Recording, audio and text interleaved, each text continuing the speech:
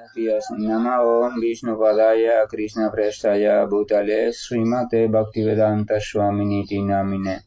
Namaste Saraswate Deve Gauravani Bracharine. Nirvisesa Sunyavadi Pashatya Deshatarine. Jayatri Krishna Chaitanya Prabhu Nityananda Tri Abdvaita Gadagdara Rivasadi Gaura Bhakta Vrinda. Hare Krishna, Krishna Krishna, Hare Hare, Hare Rama, Rama Rama, Hare Hare. Hare Krishna reiterados, llevamos 2 días con una conexión pésima por acá y parece que hoy ha mejorado algo, así que vamos a aprovechar. Vamos a continuar con la terminación de las lecturas de Bhagavad Gita, puesto que ya estamos en los versos finales del capítulo 18, en los cuales nos hemos detenido conscientemente, puesto que son versos conclusivos y es importante uno incidir y reincidir en estas conclusiones. Entonces, estábamos en el punto donde el Señor Krishna le había preguntado a Arjuna si había escuchado con atención todo lo que él le explicó y si se habían disipado ya su ignorancia y sus ilusiones. Y habíamos visto que Arjuna le había respondido: mi querido Krishna, o tú el infalible, y hacíamos hincapié en la palabra infalible, o sea, Dios como infalible. Ahora mi ilusión se ha disipado. Por tu misericordia he recobrado la memoria. Ahora estoy firme y libre de dudas y estoy dispuesto a actuar de conformidad con tus instrucciones. O sea, esa fue la respuesta de Arjuna. Arjuna le dice que ya no tiene dudas, que está libre de ilusión, libre de todo y que estaba dispuesto a actuar de conformidad con tus instrucciones. Y ese es el resultado de aquel que ha comprendido en verdad el conocimiento, o sea, ha comprendido en verdad la posición trascendental y suprema del Señor y ha comprendido que solamente hay una forma de alcanzar la felicidad, suprema, es la forma de actuar conforme a las instrucciones del Señor Supremo. Entonces el texto número 74 dice: Sanjaya dijo: he oído así la conversación de 2 grandes almas, Krishna y Arjuna, y ese mensaje es tan maravilloso que tengo el vello erizado. Vamos a recordar que Bhagavad Gita comienza porque Dhritarashtra, el rey ciego, era padre y abuelo del ejército, de una parte de los combatientes que estaban en el ejército que fueron a enfrentar a los Pándavas.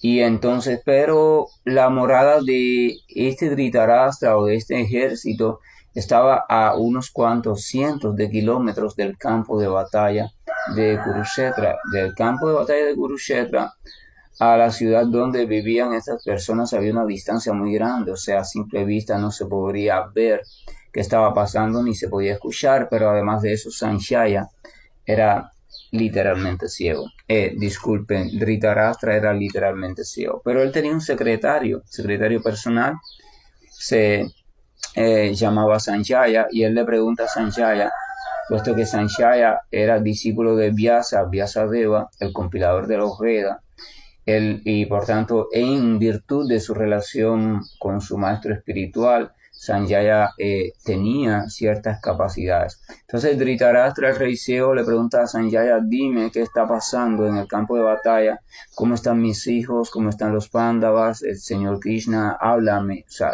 Sanjaya, Dhritarashtra, disculpen, estaba ansioso, él quería saber. Entonces Sanjaya le va narrando todo lo que está sucediendo. O sea, Sanjaya, por la virtud y la misericordia de su maestro espiritual Vyasadeva, que estaba allí presenciando la conversación entre Krishna y Arjuna, él puede también escuchar y ver lo que está sucediendo entre esas 2 grandes figuras, o sea, el Señor y su devoto. Entonces Sanjaya, cuando termina de narrar esta conversación que está ocurriendo allá en el campo de batalla, él le dice a Dhritarashtra: he escuchado así la conversación de dos grandes almas, Krishna y Arjuna. Y ese mensaje es tan maravilloso que tengo el vello erizado. Vamos a compartir el comentario que Srila Prabhupada hace de este texto. Dice lo siguiente. Al principio del Bhagavad Gita, Dhritarashtra, el rey ciego, le preguntó a su secretario Sanjaya, dime qué pasó en el campo de batalla de Kurukshetra. Entonces todo el estudio se le relató a Sanjaya en el corazón por la gracia de su maestro espiritual Vyasa.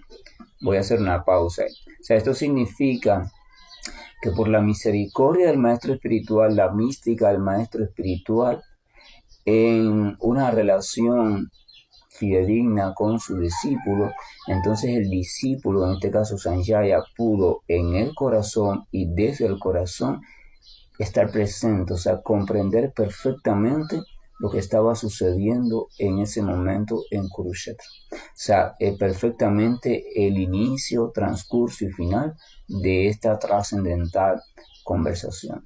Sanjaya no lo escuchó con sus oídos físicos. Sanjaya no vio a los dos conversando con sus ojos físicos.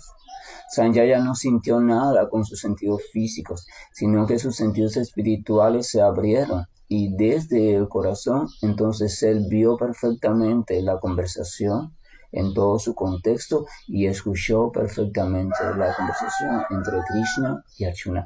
Pero todo eso como obra de misericordia y complacencia de su maestro espiritual Vyasadeva. O sea, cuando el maestro espiritual es genuino y cuando la relación entre maestro y discípulo es una relación correcta, transparente, una relación de servicio y el maestro está complacido, entonces por la misericordia del maestro es que el discípulo puede comprender las cosas tal y como son. El discípulo las vive directamente, pero solamente las puede vivir a través del maestro. O sea, el maestro es quien permite. El maestro es el vínculo, el maestro es el enlace entre el discípulo y la realidad trascendental. Eso es parampara, eso es sucesión discipular.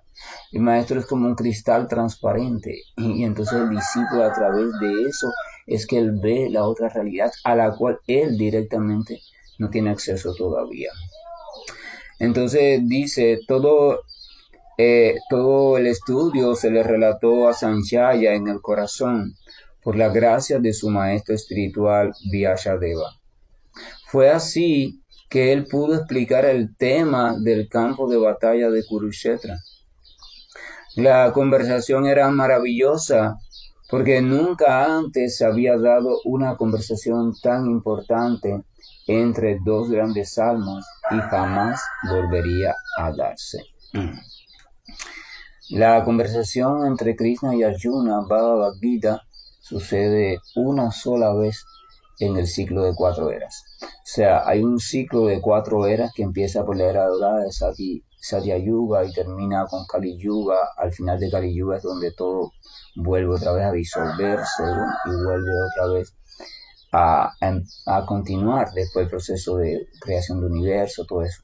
Bueno, en ese ciclo, desde la época dorada hasta la era de degradación, solamente una sola vez en cada uno de esos ciclos, que dura un tiempo inimaginable para nuestra limitada mente humana, solamente una vez es que el Señor aparece en persona y tiene esta conversación. Hay que comprender que las actividades del Señor son continuas, permanentes y eternas. O sea, eso significa que siempre están ocurriendo, pero se manifiestan en diferentes creaciones y universos en tiempos diferentes. Vamos a suponer que hay, por ejemplo, hay una sala. Suponga que hay una sala y esa sala está dividida en 4 partes por unas cortinas o unos, ¿cómo se le llama a eso? Unas mamparas o una división de cualquier material. Entonces, en cada una de las 4 divisiones de la sala hay una... Ay, se acaba de ir la luz, me quedé a oscuras. En cada una de las 4 divisiones de la sala hay un espectador. Perfecto, un espectador. Ahora, ¿qué pasa? Hay una pantalla y los espectadores tienen acceso a esa pantalla. En esa pantalla se está proyectando continuamente una escena determinada, cualquier escena. Pero el cubículo o área de cada espectador tiene una cortina, un velo delante que impide que el espectador vea la pantalla. Y entonces cada un tiempo determinado, una de las cortinas se levanta y ese espectador puede ver la pantalla, después esa cortina se baja y se levanta la otra y el otro espectador puede ver. Es la misma pantalla repitiendo el mismo acontecimiento, pero los 4 espectadores lo ven en momentos históricos diferentes, en tiempos diferentes y desde lugares diferentes. Entonces las actividades del Señor Supremo están ocurriendo constantemente y permanentemente, todas al mismo tiempo, pero no todos las perciben al mismo tiempo. O sea, es un tema que no puede tratarlo, entender desde la lógica materialista, es un tema que simplemente tiene que aceptarlo así desde la fe y a través del servicio devocional y el canto del santo nombre y por la misericordia del Maestro Espiritual llegar a comprenderlo en algún momento por experiencia directa. Entonces por eso Prabhupada explica acá que esta conversación era maravillosa porque estaba ocurriendo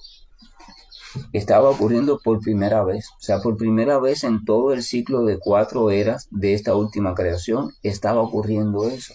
Y también estaba ocurriendo por única vez, porque ya no vuelve a ocurrir más. Esa conversación ya no vuelve a ocurrir más dentro de este universo hasta el próximo ciclo otra vez de creación.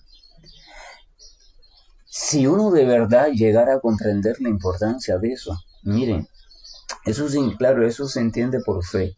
Eso significa que ninguna de las 3 eras anteriores, ninguno de los habitantes de las 3 eras anteriores, ni aun los más elevados, tuvieron la dicha de presenciar, de participar y mucho menos de después escuchar la maravillosa conversación conocida como Bhagavad Gita.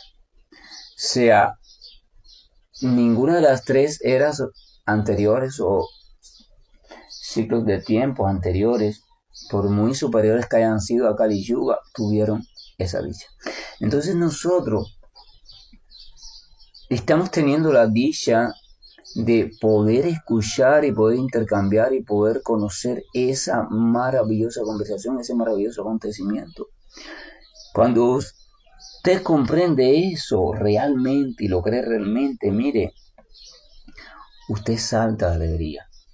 Usted hace una fiesta, usted baila, usted danza, porque usted está comprendiendo que está teniendo la dicha, que es una dicha envidiable. Todas las criaturas de cualquier universo, todas las criaturas de otra era, hubieran deseado poder escuchar esta conversación o al menos tener acceso a ella. Entonces nosotros estamos teniendo acceso a ella y no le damos importancia.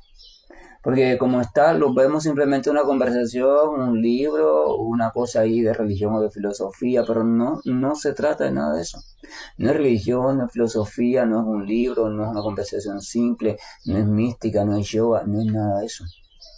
Sino es la expresión de algo que es tan pero tan raro de que ocurra, que es el encuentro del Señor Supremo en persona y su devoto puro en el universo material. No se da nunca, no sucede nunca, solamente sucede directamente una sola vez. El Señor se ha manifestado en diferentes expansiones y Él mismo lo dice, ¿no? Cada vez que hay un declive de la religiosidad, ¿verdad? Él interviene en virtud del bienestar de sus devotos. Pero en persona, o sea, directamente tal y como Él es, eso sucede una sola vez. La suprema personalidad de Dios se manifiesta directamente en este mundo material con todas sus cualidades a plenitud y las expone todas a plenitud una sola vez en cada ciclo de 4 eras. Voy a continuar leyendo. Vamos a ver cómo me ilumino aquí un poco porque todo se quedó oscuro. Entonces, era maravillosa porque la suprema personalidad de Dios le estaba hablando de sí mismo y de sus energías a la entidad viviente, Arjuna, un gran devoto del Señor. Voy a hacer otra pausa ahí. O sea, no solo era maravillosa porque era el Señor y su devoto, no solo era maravillosa porque solo ocurre una vez en todo el ciclo de 4 eras, sino también es maravillosa porque el propio Señor está hablando de sí mismo y de sus energías. Hay dos formas de conocer sobre el Señor: las palabras que vienen directamente del Señor y aquellas palabras donde una persona autorizada habla sobre el Señor. En el caso del Bhagavad Gita, el Señor está hablando de sí mismo. O sea, es como si usted estuviera hablando de usted mismo. No es que nadie está hablando sobre lo maravilloso que usted es, sino usted está exponiendo usted mismo sus cualidades. Y también está hablando sobre sus energías. Energía material y energía espiritual. Vamos a recordar Bhagavad Gita. El Señor describe sobre su energía material, o sea, el campo de acción y de conocimiento. Y describe y habla sobre el conocedor del campo, o sea, el alma, y sobre él mismo, el conocedor supremo. Entonces, pero es el propio Señor quien expone ese conocimiento. No se trata de un profeta quien lo expone, no se trata de un devoto querido del Señor, como por ejemplo en el caso de Srimad Bhagavatam, donde está lleno de narraciones de devotos puros del Señor. Se trata del Señor exponiendo conocimiento sobre él mismo. Entonces, ¿quién podría ser más autorizado?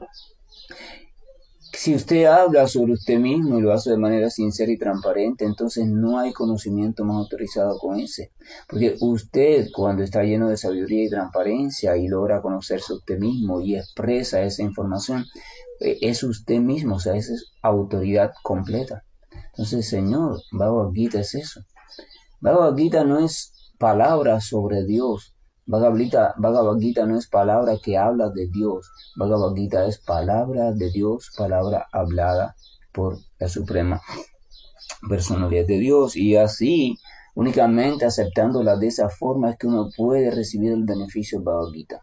Si uno no lo acepta de esa manera, entonces su estudio es un estudio realmente, se puede decir, por gusto desde el punto de vista espiritual. Seguimos. Si seguimos los pasos de Arjuna para entender a Krishna, tendremos entonces una vida feliz y triunfal. ¿Cuáles son los pasos de Arjuna? Los pasos de Arjuna fue que comprendió que estaba lleno de dudas, que por sí mismo lo único que conseguía era enredarse más tratando de buscar respuesta por sí mismo, y acepta a Krishna como su maestro espiritual. O sea, Arjuna busca un maestro espiritual fidedigno y en este caso es la propia suprema personalidad de Dios. Comienza a hacerle preguntas y Krishna le responde con toda autoridad, y la señal de eso es que Arjuna al final se queda completamente libre de dudas y de contradicciones. O sea, Arjuna sale de su ilusión y llega a la decisión firme de actuar conforme a como lo indica su maestro espiritual. Sanjaya se dio cuenta de eso y mientras empezaba a comprenderlo, le expuso la conversación a Dhritarashtra. Ahora se concluye que donde quiera que estén Krishna y Arjuna, está la victoria. Este final también es importante, el comentario de Prabhupada, porque se dice que donde quiera que esté el Señor Supremo, está también la energía espiritual, o llamada también en otras culturas la diosa de la fortuna, o sea, la diosa de todo lo favorable, de todo beneficio, por tanto también de todo triunfo. Entonces, pero también donde quiera que esté el Señor Supremo está su devoto puro, y donde quiera que esté el devoto puro está el Señor Supremo. Entonces esa tríada siempre va unida. El devoto puro, el Señor Supremo y la energía espiritual siempre van unidas, así que no hay posibilidad de pérdida. Solo existe una posibilidad de triunfo constante, pero este triunfo se interpreta de diferentes maneras según la mentalidad de la persona. Si la persona completamente está hundida en una mentalidad materialista, va a pensar que este triunfo se refiere a que todos los emprendimientos materialistas que haga le van a salir bien, ella va a ser triunfal, va a ser muy próspera materialmente. Incluso puede ser que lo consiga, porque si ese es su deseo y firmemente se afianza al Señor, es probable que lo consiga, pero no va a conseguir el triunfo mayor, que es desarrollar amor puro por Krishna o amor desinteresado.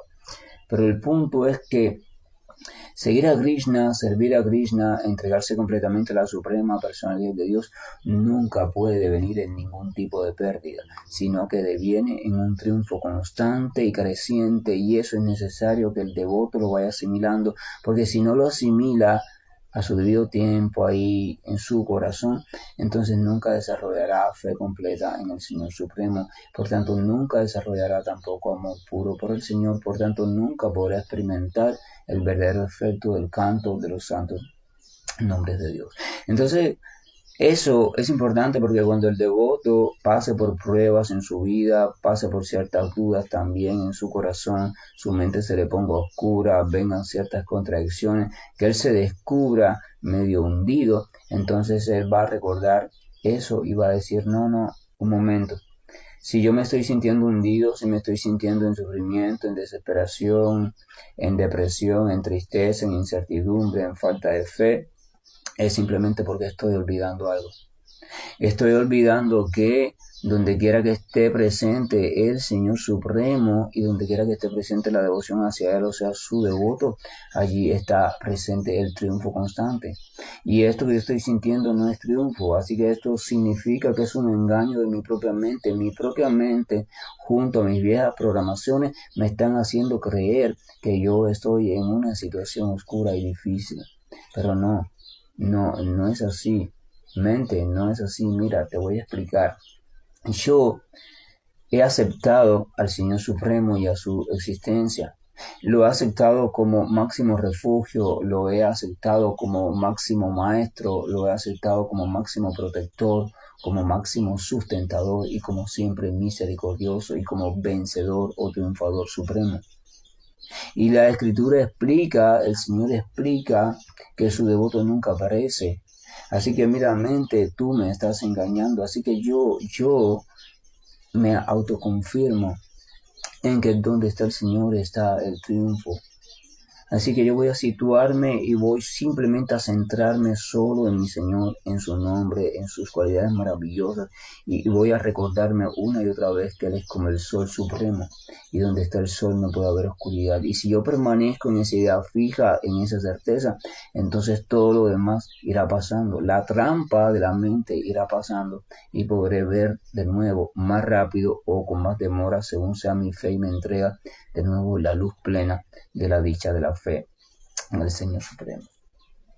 La Bhakti puro significa que la persona llega un momento en su vida en que se ha entregado por completo y ha encontrado en el santo nombre el refugio de todo.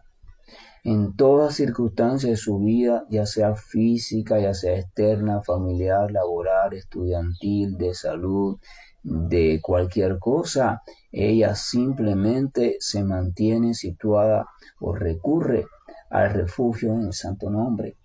Ella se refugia en los nombres del Señor porque ha comprendido que en el nombre del Señor está presente el Señor a plenitud. Y donde está el Señor solamente hay triunfo. Eso significa que donde está el santo nombre del Señor cantado de manera sincera, cantado cada vez de forma más pura, de lleno de una fe contundente, también está el triunfo. Entonces el devoto camina triunfante por la vida, el devoto camina desde esa certeza por la vida y mira al santo nombre como su tesoro máximo. El tesoro del devoto, el tesoro máximo del devoto no es nada. No es su salud física, su salud esto, su familia, su riqueza, su empresa, sus libros, no. El tesoro del devoto puro es el propio Señor. Y porque él sabe que en la medida que se mantenga allí, purificándose en el Señor, en esa medida, entonces todo lo demás que depende de él va a estar también bendecido por el Señor. Cuando usted comienza a comprender eso y usted comienza a centrarse en su Señor y a purificarse y a querer más al Señor y a situar más confianza en el santo nombre, entonces usted está haciendo que todo lo que tiene que ver con usted, hijos, nietos, familia, sobrinos, amigos, conocidos, animales, plantas, el planeta Tierra completo, el universo completo, la Vía Láctea, lo que usted quiera, todo absolutamente tiene, los antepasados que ya no están, los que van a venir en el futuro después, todo lo que tenga que ver con usted va a recibir el beneficio de la compañía del Señor. Cuando usted practica bhakti, cuando usted practica entrega genuina, entrega lúcida, que no es fanática, que no es cerrada, que no es especulación mental, que no es invento, que es un camino autorizado. Cuando usted practica realmente eso, entonces usted debe saber que el beneficio irradia en proporciones iguales, claro, según también la capacidad receptiva o la disposición de las otras personas, hacia todos los que tienen que ver con usted, incluyendo aquellos que no están ya presentes físicamente en nuestra vida. O sea, muchas generaciones anteriores de nuestro árbol genealógico desde el punto de vista físico también reciben el beneficio. Debemos recordar que nuestro antepasado están en diferentes puntos también, que cada uno de ellos están en su propio proceso, ¿verdad? En diferentes cuerpos, en diferentes etapas, o quién sabe. Pero cuando usted se sitúa en el Señor y cuando usted desde esa situación, usted comienza a ofrecer al Señor también su canto a nombre de, o sea, como si lo estuvieran haciendo sus antepasados, su familia actual, su todo, entonces esas personas, esas entidades vivientes, reciben beneficio. Cuando uno realmente cree en eso, entonces uno se vuelve firme en la práctica del canto del santo nombre, se vuelve firme en la decisión de cambiar su vida, se vuelve firme en la decisión de buscar la asociación con un devoto lo más transparente, lo más sincero en su práctica de amor hacia el Señor. Y porque uno comprende que esa es la única manera, esa es la única vía, todo lo demás puede dar un beneficio transitorio y temporal, pero no un beneficio completo ni eterno. Entonces el devoto puro es aquel que busca todo en un solo lugar, a los pies del Señor. Si el Señor es completo, entonces Él sabe por lógica que todo está allí. Si el Señor es completo en sí mismo, si todo viene del Señor y Él repite eso constantemente, entonces se supone que Él está entendiendo que todo lo que Él necesite, tanto desde el punto de vista de cualquier punto de vista, entonces Él lo encuentra en el Señor y lo encuentra según la voluntad del Señor y según el tiempo que defina el Señor. O sea, Él no le hace requerimientos al Señor, Él simplemente está allí y trata de estar atento para escuchar las indicaciones del Señor. Porque como Arjuna dice, ahora estoy dispuesto a actuar según tus indicaciones. Esa es la etapa de perfección del devoto. Uno podría decir, sí, pero ese es el devoto puro, pero bueno, usted y yo, si queremos de verdad y aspiramos sinceramente a eso, debemos estar teniendo al devoto puro como referencia y debemos seguir al devoto puro. No imitarlo en su comportamiento, sino seguirlo, o sea, fijar nuestra mirada en él y aspirar a que recibamos su misericordia, aspirar a que recibamos un poco de esa bendición, porque solo así es que podremos ir avanzando. Pero no es situarme, no, yo soy imperfecto, ya me quedo aquí. Eso es una justificación que nunca te hará avanzar. Por eso usted tiene que refugiarse en alguien superior y situar allí, servirle con dedicación, entrega, sinceridad. Porque en virtud de esa relación, entonces es que usted puede avanzar. Si yo me sitúo mi mirada, sitúo mi servicio, lo dirijo hacia alguien que está al mismo nivel, se ha perdido como yo en el camino, entonces sí, nos podemos consolar el uno al otro, pero ninguno de los dos va a avanzar. Tenemos que situar nuestra mirada más allá, nuestra mirada en algo o en alguien que vaya mucho más adelantado en el camino que nosotros. Esa es la fórmula. Entonces el texto número 75 explica lo siguiente, dice, Sanjaya continúa diciendo, por la misericordia de Vyasa he escuchado estas conversaciones muy confidenciales directamente de labios del amo de todo misticismo, Krishna, quien le estaba hablando personalmente a Arjuna. Prabhupada dice en el comentario lo siguiente: Vyasadeva era el maestro espiritual de Sanjaya. Vyasadeva no solo fue el compilador de los Vedas, Vyasadeva compiló los Puranas, compiló los Upanishads, Vyasadeva fue el que compuso el Vedanta. O sea, Vyasadeva es la autoridad por excelencia. La autoridad por excelencia. Entonces, dice, Vyasa, el maestro espiritual de Sanjaya, y Sanjaya admite que fue por la misericordia de ese Vyasa que él pudo entender a la suprema personalidad de Dios. Eso significa que uno no tiene que entender a Krishna directamente, sino por intermedio del maestro espiritual. El maestro espiritual es el medio transparente, aunque es verdad que la experiencia es directa. Ese es el misterio de la sucesión discipular. De eso hablamos. O sea, la posición adecuada del estudiante es no pretender, wow, yo por autoestudio, yo por mis propias búsquedas, yo voy a poder comprender al Señor Supremo y poder llegar a la forma de servirlo de manera perfecta. Ese no es el método védico. El método védico autorizado por todas las grandes almas es buscar un maestro espiritual genuino, buscar un maestro.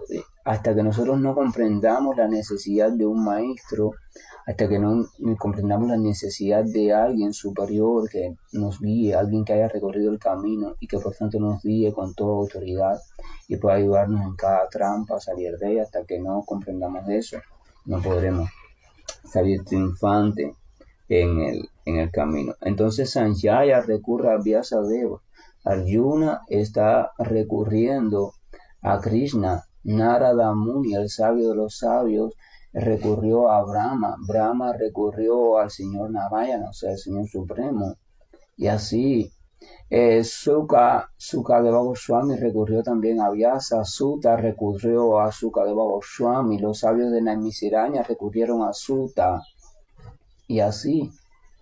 Entonces, yo recurrí a Yapataka Swami Maharaj, Yapataka recurrió a hacerle a Prabhupada, Prabhupada recurrió a Bhaktisiddhanta, Bhaktisiddhanta recurrió a Gaura Kishora, Gaura Kishora recurrió a Bhaktivinoda, Bhaktivinoda recurrió a Jagannath Das Babaji, Jagannath y así. Los Goswami de Vrindavana recurrieron al Señor Chaitanya Mahaprabhu y así. Krishna mismo, cuando estaba históricamente acá en Vrindavan viviendo, Krishna aceptó también, como todos los otros de la época, aceptó un maestro espiritual, no le hacía falta, pero había que seguir las indicaciones para que la generación humana no se perdiera. Krishna dice, aunque yo no tengo ningún deber, yo lo cumplo todo perfectamente para dar ejemplo. Usted puede que no tenga que hacer algo ya porque usted ha comprendido algo, pero aún así usted se recomienda, si es sabio, que lo mantenga, sobre todo cuando está a nivel social, a nivel público, porque los que vienen detrás necesitan un ejemplo a seguir. Esa es la importancia de mantener las cosas.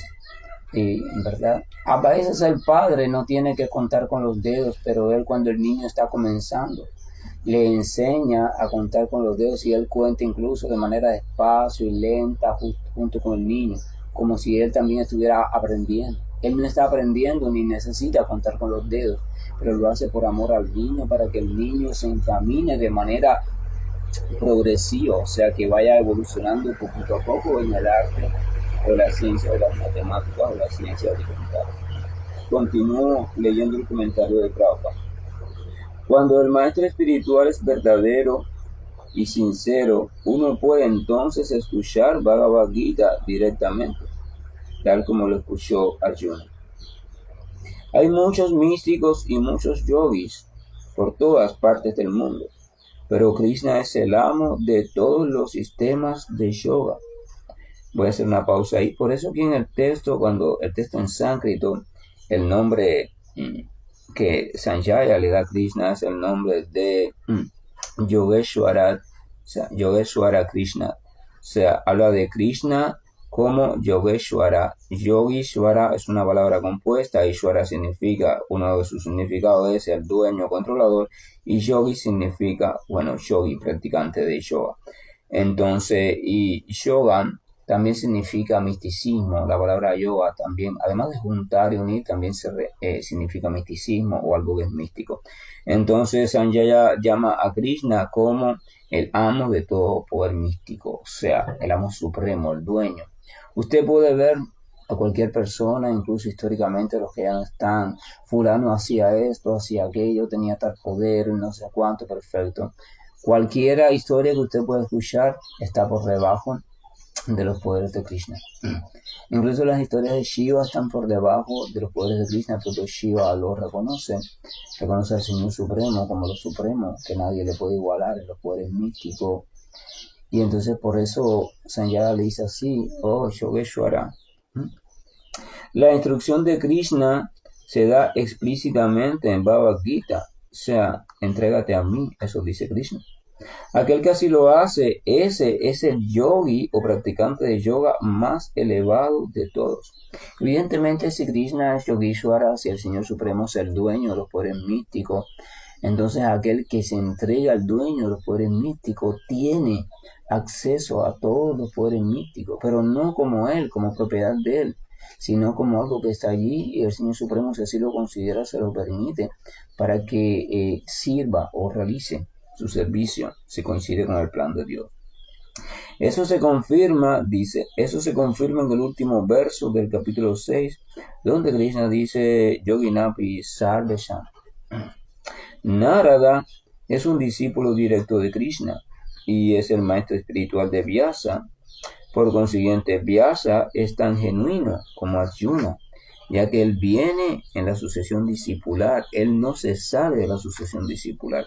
Y Sanjaya es un discípulo directo de Vyasa.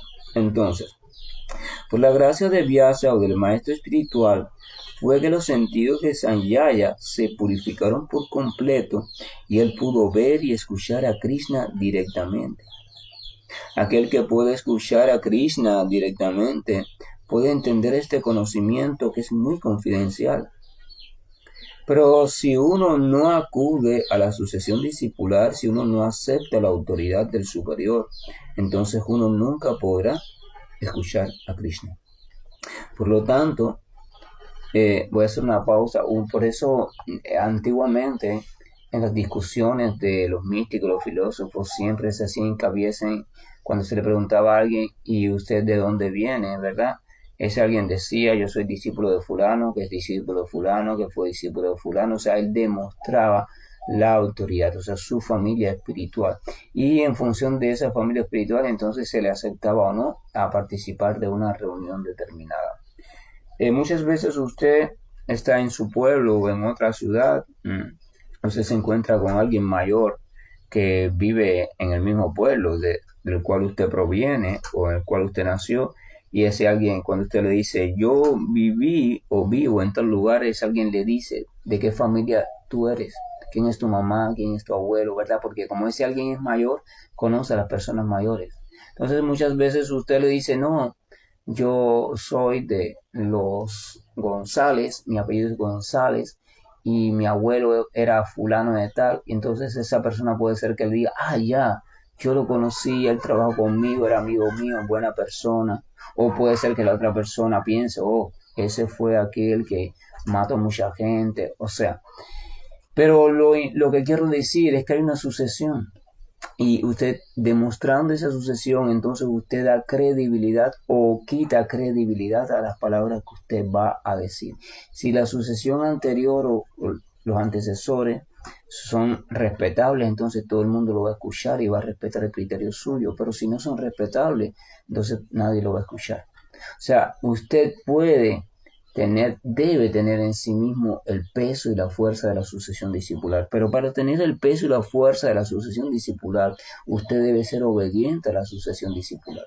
Usted no puede desbaratar la sucesión discipular ni querer imponerse por encima del criterio de ellos. Usted tiene que aceptar humildemente lo que su maestro explicó, que a la vez le explicó su maestro, que a la vez le explicó su maestro, que a la vez así hasta llegar al Señor Krishna Señor Krishna dice, Bhagavad Gita dice al principio de todos los tiempos, yo mismo en persona, ¿verdad? Le transmití esta ciencia a Brahma. Y entonces, esa es la sucesión discipular. Ese es el arte, ese es el secreto del triunfo del místico verdadero, del devoto. Es simplemente transmitir, escuchar, comprender y luego transmitir y vivir en su propia vida aquello que su antecesor le transmitió, en este caso maestro espiritual, ya sea maestro espiritual iniciador, que es solamente uno, o maestro espiritual instructor, que pueden ser ilimitados. Ambos son maestros espirituales iguales y tienen el mismo, Prabhupada explica, están al mismo nivel, porque ambos están enseñándoles sobre la suprema personalidad de Dios. Continúa diciendo, por lo tanto, su conocimiento, cuando una persona no acepta o no acude a la sucesión discipular, entonces su conocimiento siempre será imperfecto, al menos en lo que se refiere a entender Bhagavad Gita. O sea, aquel que estudia Bhagavad Gita por sí mismo, por sí solo, sin recurrir en un momento dado a un devoto o alguien así, nunca podrá comprender realmente el Bhagavad Gita. Y eso es lo que dice la sucesión discipular. Usted puede entender lo que usted quiera. Yo no estoy contradiciendo a nadie, le estoy simplemente transmitiendo lo que dice la sucesión. Sí, porque hay quien tiene su mente todavía muy orgulloso y dice, no, pero yo puedo estudiarlo solo, porque por los comentarios los leo, o porque no sé qué y no sé cuánto. Perfecto. Cada cual es libre. Continúo. En el Bhagavad Gita se explican todos los sistemas de yoga. Se habla sobre Karma Yoga, se habla sobre Jnana Yoga, se habla sobre Bhakti Yoga. Y Krishna es el amo de todo ese misticismo, o sea, el dueño de todos los sistemas. Sin embargo, se ha de saber que así como Arjuna fue lo suficientemente afortunado como para entender a Krishna directamente, asimismo, por la gracia de Vyasa, Sanjaya también pudo escuchar a Krishna del mismo modo. A decir verdad, no hay ninguna diferencia entre escuchar a Krishna directamente y escuchar a Krishna directamente a través de un maestro espiritual que sea maestro espiritual verdadero, tal y como era Vyasa. Voy a hacer una pausa, esto es importante, porque o sea, cuando el maestro espiritual es verdadero, o sea, completamente entregado, completamente purificado, completamente amoroso y perfectamente conocedor del Señor Supremo, entonces todo lo que él va a hablar es como si estuviera hablando directamente al Señor Supremo, porque él ya no tiene en él nada en su personalidad que contamine el mensaje. Por eso es necesario la purificación primero. Si alguien asume el papel de maestro espiritual, pero no está en proceso de purificación o no se ha purificado, entonces ese alguien viene simplemente a crear un disturbio en la sociedad, primero en la vida de sus discípulos, segundo a nivel social y tercero a nivel universal. El papel de un maestro espiritual es un rol que está instituido a nivel universal, y cuando un farsante asume el papel de maestro espiritual, debe saberse que se está cometiendo un gran disturbio a nivel universal que a su debido tiempo va a traer consecuencias terribles. Continúa diciendo, el maestro espiritual también es el representante de Vyasadeva. En consecuencia, según el sistema védico, en el día del cumpleaños del maestro espiritual, los discípulos realizan la ceremonia llamada Vyasa Puja. O sea, el representante de los maestros espirituales es Vyasadeva y Vyasa. Y por eso, por ejemplo, donde se sienta el maestro espiritual, en términos sánscritos, se le llama Vyasasana.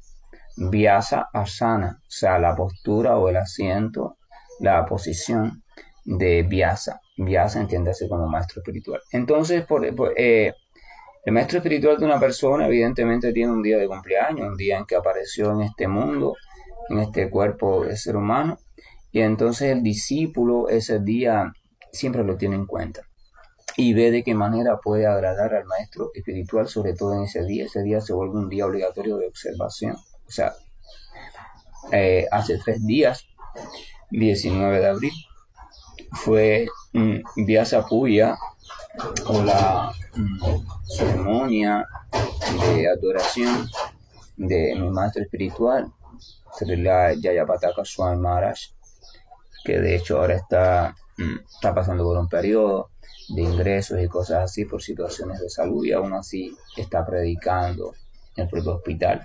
Pero bueno, el punto es que ese día lo observa cada discípulo, observa perfectamente el día de aparición de su maestro y para ese día se traza metas de provecho espiritual o hacer ayuno para intensificar sus oraciones o hacer determinados servicios, o hacer esto, o hacer aquello y todo lo hace como regalo a su maestro. Porque en el corazón él está eternamente agradecido al Maestro, porque solamente por la virtud y participación y misericordia del Maestro es que él ha entendido o entiende que ha podido comprender, aunque sea un poco, de toda la trascendencia y ha podido acceder un poco, aunque sea, a la comprensión y conocimiento de la suprema personalidad de Dios.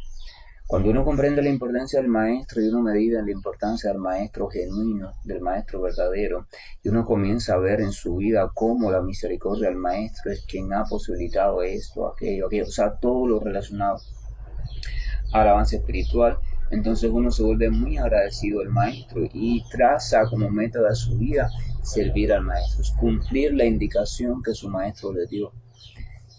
Generalmente el maestro da una indicación y entonces uno dice yo quiero hacer de esa indicación el centro, el objetivo superior de mi vida y uno se dedica a eso como servicio a su maestro. El discípulo se siente como una extensión del maestro, como una extremidad del maestro, del cuerpo del maestro. O sea, usted es discípulo, usted se siente como la mano, como la lengua, como las piernas del maestro, ¿verdad? Según la actitud de cada cual.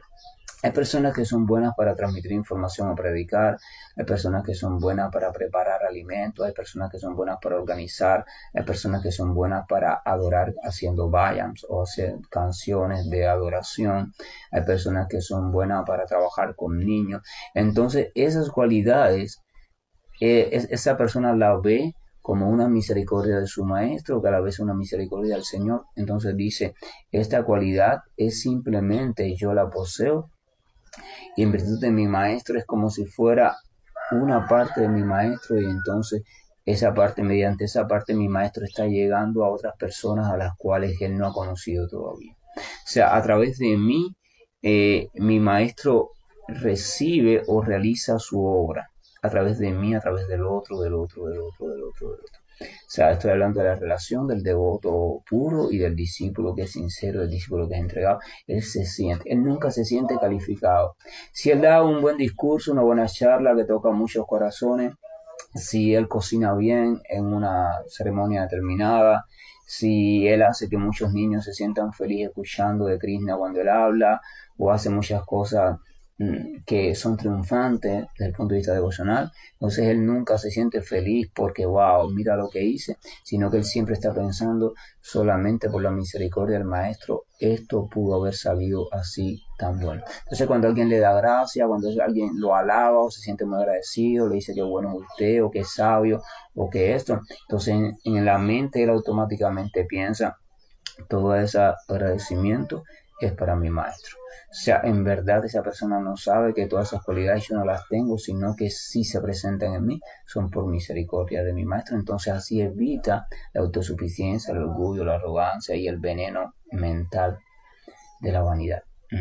Entonces esa es la posición adecuada al discípulo. El discípulo siempre lo ve todo como misericordia del maestro y ve a su maestro como el único refugio de su vida. Una persona podría preguntar por fin quién es el refugio, el maestro o Dios, pero la escritura explica que el maestro genuino, repito, el maestro verdadero, es representante del Señor en este mundo. Así que el discípulo que no está listo para confrontar todavía o ver directamente, experimentar directamente al Señor Supremo, entonces ve al maestro como si fuera el Señor Supremo. Eso es importante, el término como si fuera el Señor Supremo, y lo sirve tal y como si fuera el Señor Supremo, porque él comprende que su maestro es el representante sincero del Señor Supremo. Entonces él no ve diferencia, aunque sabe que la hay, él no ve diferencia. Y él sabe que sirviendo a su maestro está sirviendo también de manera directa a Dios, porque el maestro es un cristal transparente. O sea, a través del maestro él ve, él escucha, él sirve, él hace todo lo que él quiera hacer directamente hacia el Señor Supremo. Y desde esa comprensión es que él escucha. Cuando su maestro le habla Bhagavad Gita, por ejemplo, los lugares, templos y esas cosas así, diariamente se hace un programa al amanecer donde se estudia, se lee Srimad Bhagavatam, otros textos sagrados, se cantan diferentes canciones de adoración, los atardeceres también. Entonces cuando el discípulo está allí en la clase escuchando el Srimad Bhagavatam, por ejemplo, o Bhagavad Gita o otro texto, entonces él en su corazón está teniendo la certeza que está escuchando directamente la enseñanza desde el Señor Supremo, en virtud de la misericordia de su Maestro espiritual. Que la gracia y el amor de nuestro Señor nos acompañe y que tengamos una semana llena de bendiciones desde el punto de vista del despertar, porque solamente en un despertar progresivo es que podemos ver toda la vida y podemos ver entonces cómo realmente son las cosas y podremos ir viendo cada vez más con más lucidez cuál es la puerta de salida de todo el sueño y el enredo material. Hare Krishna, buen día, y estoy finalizando la llamada. Hare Krishna, Krishna Krishna, Hare Hare, Hare Rama, Rama Rama, Hare Hare. Hare Krishna, Krishna Krishna, Hare Hare, Hare Rama, Rama Rama, Hare Hare. Hare Krishna, Krishna Krishna, Hare Hare, Hare Rama, Rama Rama, Hare Hare. Hare Krishna, Krishna Krishna, Hare Hare, Hare Rama, Rama Rama, Hare Hare. Hare Krishna, Krishna Krishna, Hare Hare, Hare Rama, Rama Rama, Hare Hare. Hare Krishna,